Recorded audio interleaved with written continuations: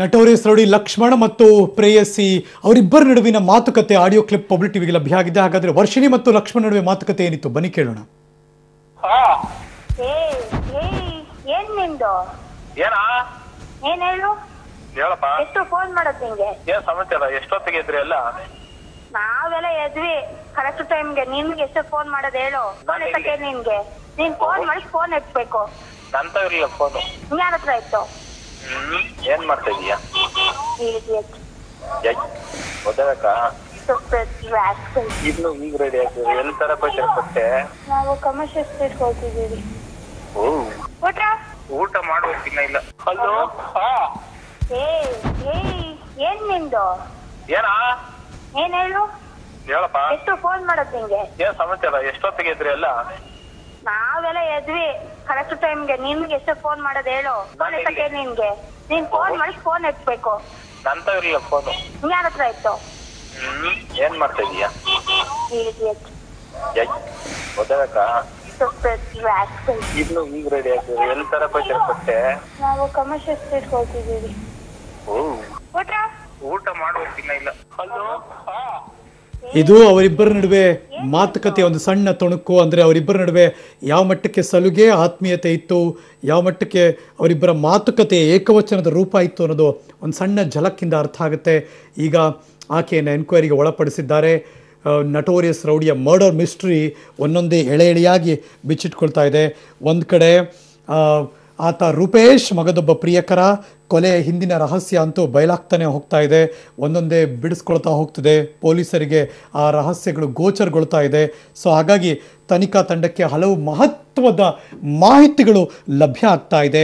ಇದೆಲ್ಲವನ್ನು ಕೂಡ ಗಮನಿಸ್ತಾ ಇದ್ದಾರೆ. ಒಂದು ಕಡೆ 10 ಎಕರೆ ಜಮೀನು, ಇನ್ನೊಂದು ಕಡೆ ರೂಪೇಶ್ ಮತ್ತು ಆ ರೂಪಸಿ ವರ್ಷಿಣಿ ನಡುವೆಯ ಬಂಧ, ಅದನ್ನು ಆಗದೆ ಒಂದು ರೀತಿ ವೈರತ್ವವನ್ನು ಮಸೀತಿದ್ದಂಥ ಲಕ್ಷ್ಮಣ ಫೈನಲಿ ಅವರಪ್ಪ ಸುಪಾರಿ ಕೊಟ್ಟಿದ್ದಾರೆ, ಹಾಗಾಗಿನೇ ಎತ್ತುಬಿಡಬೇಕು ಅನ್ನೋ ಡಿಸಿಷನ್ಗೆ ಬಂದರು. ನನ್ನ ಮಗಳು ಲಂಡನ್ಲಿದ್ದಾಳೆ ಅನ್ನುವ ಸುದ್ದಿಯನ್ನು ಹಬ್ಸಿದ್ರು. ಆದರೆ ಇಲ್ಲೆಲ್ಲೋ ರಾಜಾಜಿನಗರದಲ್ಲಿ ಕೂತ್ಕೊಂಡು ಹೋಟೆಲ್ ಬುಕ್ ಮಾಡಿಸೋಕ್ಕೆ ವ್ಯವಸ್ಥೆ ಮಾಡಿ ಅಲ್ಲಿಗೆ ಕರೆಸ್ಕೊಂಡು ಅವ್ರ ಮನೆಯಿಂದ ಹೊರಟ ಮೇಲೆ ಆ ಕಾರನ್ನು ಫಾಲೋ ಮಾಡಿ ಇಲ್ಲಿ ಆಕೆಯನ್ನು ಮುಗಿಸಿ, ಅಂದರೆ ಆಕೆ ಸೇರಿಕೊಂಡು ಇಲ್ಲಿ ಆತನನ್ನು ಮುಗಿಸಿದ್ದಾರೆ. ಜೊತೆಗೆ ಮಗದೊಬ್ಬ ಆರೋಪಿ ರೂಪೇಶ್ ಅನ್ನದಾನಿ ಅಂದರೆ ಶಾಸಕರ ಮನೆಯಲ್ಲಿ ಕಳೆದ ವರ್ಷ 2018 ಮೇ ಜೂನ್ನಲ್ಲಿ ನಡೆದಂಥ ಕಳ್ಳತನದ ಪ್ರಕರಣ, ಆವಾಗಲೂ ಚಿನ್ನಾಭರಣ 10 ಲಕ್ಷ ನಗದು ಕಳವು, ಇದೆಲ್ಲದರ ಹಿಂದಿದ್ದಂಥ ರೂಪೇಶ್ನ ಕೈವಾಡ.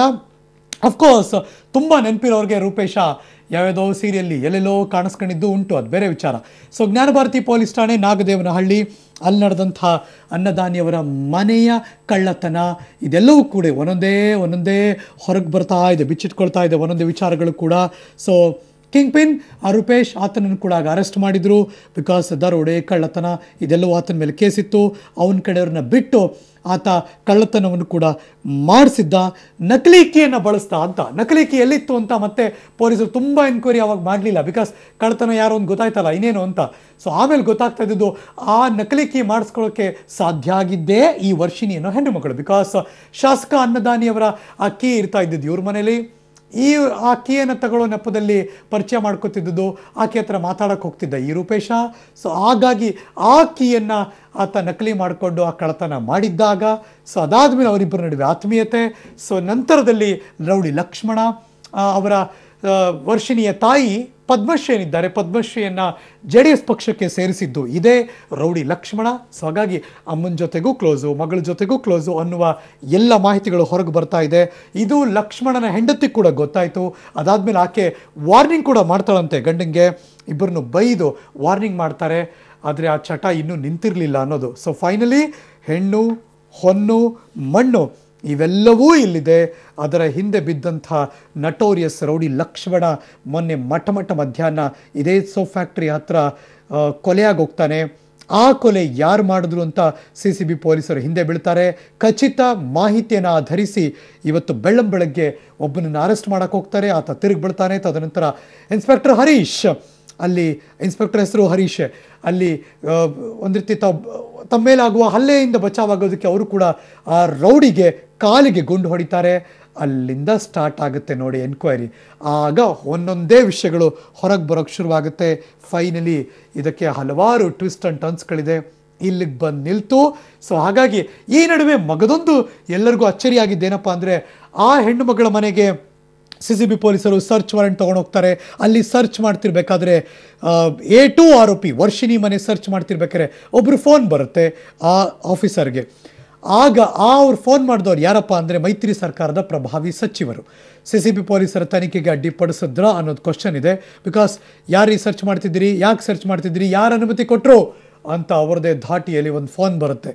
ಆಗ ಇನ್ಸ್ಪೆಕ್ಟ್ರು ಲಕ್ಷ್ಮಣ್ ಕೊಲೆ ಮತ್ತು ವರ್ಷಿಣಿ ಪಾತ್ರದ ಬಗ್ಗೆ ಆ ಸಚಿವರಿಗೆ ಫೋನ್ ಮಾಡಿ ವಿವರಿಸ್ತಾರೆ. ಅದಾದಮೇಲೆ ಆ ಕಡೆಯಿಂದ ಯಾವುದೇ ಕಾಲ್ ಇಲ್ಲ, ಫೋನು ಇಲ್ಲ, ಮುಂದಕ್ಕೆ ಮಾತು ಇಲ್ಲ. ಅಲ್ಲಿಗೆ ಫೋನ್ ಕಟ್ ಮಾಡ್ತಾರೆ ಮೈತ್ರಿ ಸರ್ಕಾರದ ಪ್ರಭಾವಿ ಸಚಿವರು. ಅಲ್ಲಿಗೆ ಮುಗೀತು ಕಥೆ. ಸೊ ಯಾಕೆ ಅವ್ರು ಫೋನ್ ಮಾಡಿದ್ರು, ಏನಾಯಿತು, ಇದಿನ್ನೂ ಅಷ್ಟೇ ಒಂದೊಂದಾಗ ಆಚೆ ಬರಬೇಕು ಎಲ್ಲ ಮಾಹಿತಿಗಳು ಕೂಡ.